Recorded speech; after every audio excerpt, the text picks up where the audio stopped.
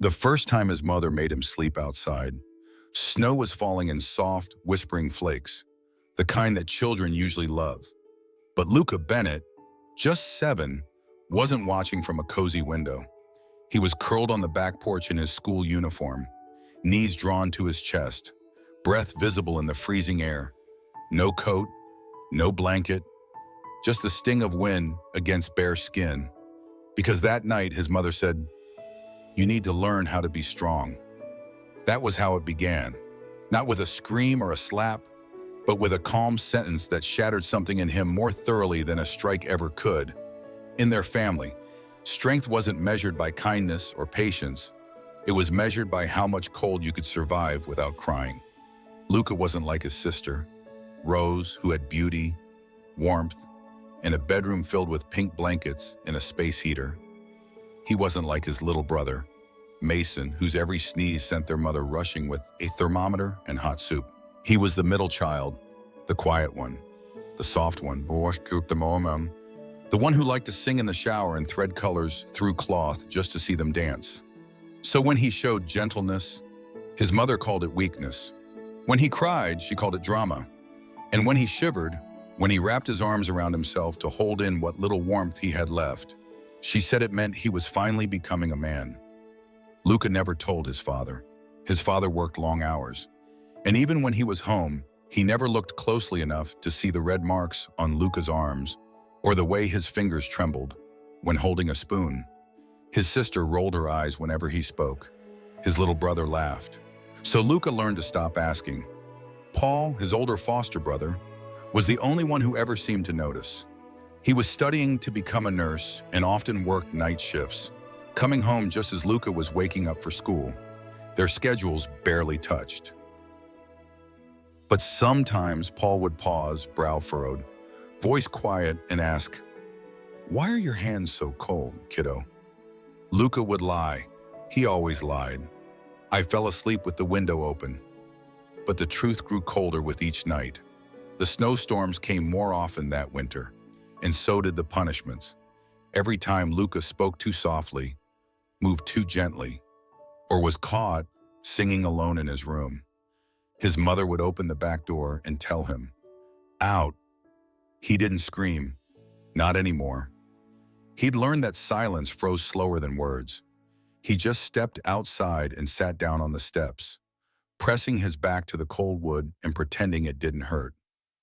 One morning, he couldn't feel his right toe, just a dull, disconnected pressure, as if that part of him had disappeared. He told his mother.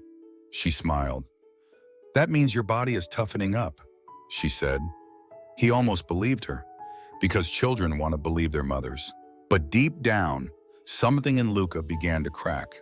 Not like glass, but like ice, quietly, slowly, and dangerously. The kind of break that takes years to notice and a lifetime to understand. That winter marked the beginning of his silence, of the quiet, permanent retreat he would carry for the rest of his life, of learning how to wear pain like a second skin, invisible but constant. Not even Paul saw how deep it went, not even the doctor. During a routine checkup, noticed the subtle change in how Luca walked, the way he favored one foot over the other, how he winced when stepping downstairs. But his mother saw, and she smiled each time. This was the boy she was raising. This was her version of love, cold, sharp, and unforgiving. And Luca, numb and small and shivering under the stars, slowly stopped hoping for a blanket. He started memorizing the sound of the wind, the way it howled, the way it bit, the way it whispered that the cold would never leave. And somehow, that whisper began to feel like home. If you've ever known what it feels like to be left out in the cold, emotionally or literally, you're not alone.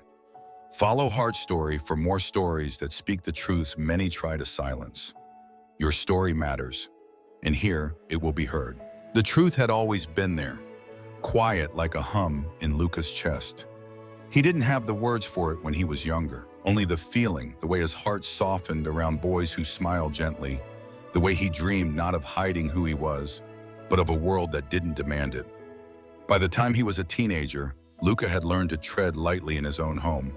His fingers moved carefully when he stitched thread through cloth. His voice barely rose above a whisper when he sang.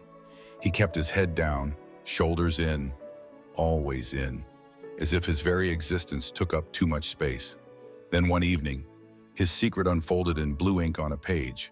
It was nothing loud, just a note, folded twice, meant for a boy named Caleb, the kind of letter that held more longing than courage.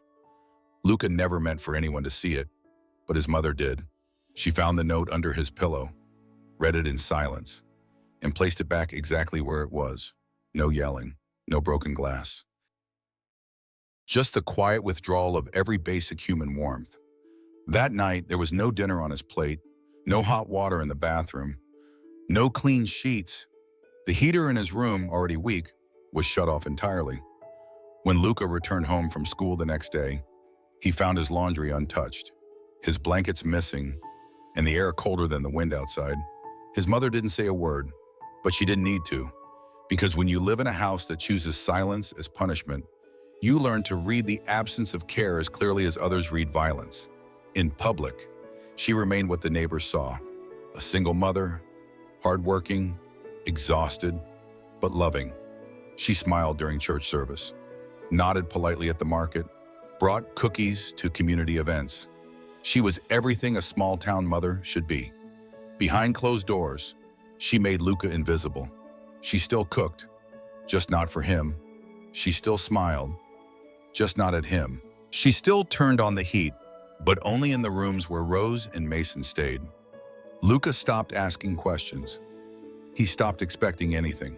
The only warmth he had left came from Martha, the elderly woman who lived 2 houses down. Martha had a basement door that didn't quite lock. She was old, kind, and liked to forget things, including whether or not she left a quilt on the storage chair near the heater. On the nights it got too cold to pretend he was fine, Luca would quietly slip out and sit in Martha's basement for an hour or two. He never took anything. He never turned on lights, just rested his hands near the radiator until his fingers stopped burning. But one night, his mother followed him. She stood outside Martha's window and watched her son, hunched, thin, still wearing the same too small jacket from 2 winters ago, and didn't say a word. The next morning, Luca woke up to find her waiting at the door, arms crossed. She dragged him to the front yard, pointed to Martha's house, and said loud enough for anyone passing by, "That's the kind of boy she raised, huh? A sneaking little shame. A nothing." Then she made him kneel in front of Martha's window, under the porch light, and shout, "This is what you created." Martha never opened the door. Maybe she was asleep. Maybe she was too afraid. Or maybe she simply thought Luca had stopped needing her, the way everyone eventually did. That night, Luca didn't go to school the next morning. His fingers had turned a pale grayish white. The tips of both pinkies had gone fully numb. He told no one, because even pain, when repeated enough, starts to feel familiar, like it belongs. And so he lived, quietly, frozen at the edges, carrying the weight of being too soft, too different, too unwanted in a house built on control and coldness. Every smile he gave in public was measured, every word at school carefully chosen. He became a master at hiding, but the cost was steep, because behind every act of silence was a child begging not to be erased.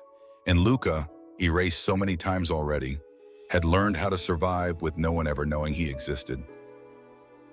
Years passed, and Luca Bennett outgrew the house that had tried to shrink him.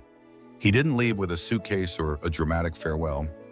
He simply disappeared into the world, the way snow disappears into soil quietly, leaving behind something colder than it was before. He never looked back. Luca built a life from scratch. Not loud, not flashy, just stable.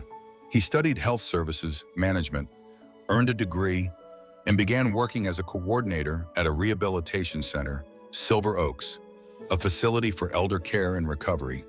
The irony wasn't lost on him. After spending his childhood yearning for warmth, he now spent his days arranging it for others, blankets folded just right, heating systems checked twice, medications timed with precision. He didn't speak of his past, not to colleagues, not to the residents, not even to Paul. Paul was the only member of the family who still reached out. He'd message on holidays, send voice notes about work and weather, and sometimes ask how Luca was doing. Luca always replied with kind, short messages, never bitter, never open. He'd become someone who functioned with grace. But inside, the cold still lived, just more neatly packed away. Then the phone rang one Tuesday morning. Paul's voice came through, strained. Their mother had slipped on the stairs and fractured her hip. She needed immediate surgery, followed by long-term rehabilitation. The cost would be high. Rose was overseas. Mason was still unemployed. And Paul had already stretched his savings thin. He didn't ask directly. He didn't beg. He simply said, "I don't know what to do." Luca said he'd think about it. That night, he sat alone at the foot of his bed, staring at his own feet scarred, misshapen, with 2 toes still lacking full sensation. He rubbed them gently, the way he used to as a boy, trying to coax life back into them. The sensation never returned. He didn't cry. Not anymore. The next morning, he made the arrangements. His mother would be transferred to Silver Oaks. Her insurance wouldn't cover the premium wings. But there was space in the East Wing, a part of the facility that met all regulatory standards, but hadn't had a working central heating system for nearly half a year. Maintenance had filed the issue repeatedly, but funding had gone elsewhere. Still, by the book, the wing was acceptable. When Luca informed the intake nurse to begin paperwork, he didn't request anything special. He didn't use his role to make demands. He only asked that his mother's room be one with a north-facing window. Cold, but within policy. Paul was grateful. He came to help with the move, hugging Luca tightly, whispering, "You're doing something really kind. I know you've been through a lot." Luca didn't answer. When their mother arrived, she looked thinner than he remembered, but her voice hadn't softened. She criticized the ambulance system, frowned at the wheelchair, and, upon entering the East Wing, wrinkled her nose. "This place feels like a meat locker," she said. "You call this care?" Luca, dressed in his staff badge and neatly pressed uniform, simply smiled and said, "Everything meets the state's standards." He walked her to the room, neat, sterile, with pale blue walls and a single window facing north. The radiator in the corner hummed faintly, but the air held a lingering chill. Luca set down her things, adjusted the bedding to regulation fold, and placed an extra hospital-issued gown on the side table. Then he stood back. "No silk robe," she sneered. "We provide equal garments to all patients," he replied. "But you're welcome to bring personal items, if they're approved for hygiene and fire safety." He didn't stay long, just enough to ensure the paperwork was signed and the medications logged. Then he left through the hallway he'd walked 1,000 times, head held high, steps measured. At the reception, a nurse whispered, "She's not easy, huh?" Luca just nodded. "She's familiar." That night, the temperature dropped again. A late cold snap swept through the region. The East Wing held its own, just barely. The rooms stayed within the legal threshold, but the kind of cold that settled in wasn't about legality. It was about memory. And for the first time in years, Luca slept without pulling the covers tight around his shoulders, because he wasn't the one shivering anymore. The first complaint came after 3 nights. Luca Bennett sat at his desk, sorting through intake files. When the report landed in the staff log, patient Martha Bennett reports discomfort due to low room temperature. A notation in the margin clarified that the thermostat was functioning and set to code. No action required. He didn't flinch. He'd visited her room earlier that week, straight-backed and professional. Clipboard in hand, tone neutral. His mother had looked at him not as a son, but as a staff member to scold. She wore 2 layers of hospital gown and a thin cardigan someone had brought from home, and she still claimed to be freezing. "The window's leaking," she said. "There's a draft." Luca had stepped forward, checked the seal, noted it was intact. He'd nodded politely. "This room meets all safety and temperature standards," he said, voice steady. "But I'll note your concern," she scoffed, rubbing her arms. "You always did love your notes." Every visit after that followed the same rhythm. Luca brought her standard-issue wool blankets, rough and regulation gray. He adjusted her bed angle, double-checked medication logs, even carried in thick, stiff socks from the facility supply closet. She never thanked him. But she watched him, watched how calmly he moved, how distant he'd become, like she was a name on a chart, a task on a shift sheet, not his mother. Just another cold body in a cold room, and the room remained cold. Not dangerously so, never that, but cold enough that she began to wake in the night, her teeth chattering, her fingers curled tight beneath thin sheets. She rang the call button more often now, requesting tea, asking for towels warmed in the dryer, muttering that the vents must be broken. But each time, the nurses confirmed all systems operational. She started keeping notes of her own, scribbling on scraps of tissue paper, backs of pamphlets, the edges of lunch menus, letters, unsigned, full of veiled accusations. Intentional neglect, psychological manipulation through environment, staff bias rooted in personal vendetta. She mailed them to the state board, to hospital admin, even to the local newspaper, all anonymously. But Luca had expected this. Every facility document was up to date, every temperature check logged, every interaction recorded. He'd walk this line carefully, never stepping over, but never stepping back. Then came the audit, a surprise visit from a regulatory officer prompted by unusual correspondence. Luca welcomed them with practiced calm, handed over files, walked them through procedures, opened every maintenance report. He stood by as they checked thermostats and vent filters, spoke with nurses, reviewed room placements. Nothing was out of line. When they reached his mother's room, she was sitting by the window, bundled in 3 layers, looking out with narrowed eyes. The officer asked if she had concerns. She pointed to the window. "He made sure I'd freeze." The officer raised a brow. "You mean your son?" She didn't answer, just turned away and whispered, "He knows what cold does to a person." But what the officer didn't know, and what Luca discovered later through a quiet review of the security log, was that she'd been opening the window herself. Just a crack, just enough. Each night after staff rounds, she'd unhook the latch, press it open, and sit beside the draft, waiting for the cold to settle. Then, in the morning, she'd call for help and say it was unbearable. She was building her evidence. Luca printed the footage, clipped it to her patient record, and locked it in the compliance cabinet. He didn't confront her. He didn't need to. Instead, he continued his routine daily visits, carefully folded linens, hot tea poured and left untouched. And each time, she stared at him longer. Her words, once sharp, became brittle. Then she stopped complaining altogether. No more call buttons at night. No more letters. Just silence. The same silence she once forced on him, now returned not out of malice, but from the weight of something she hadn't expected being seen, fully and quietly, by the person she'd tried to erase. And maybe that was colder than any room could ever be.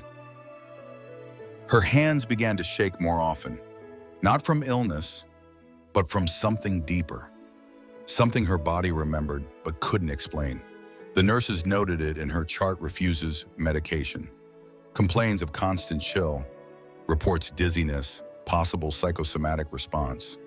She wasn't dying, not in the way she'd once warned Luca that softness would kill him, but her body was growing tired, too tired to keep fighting cold with pride.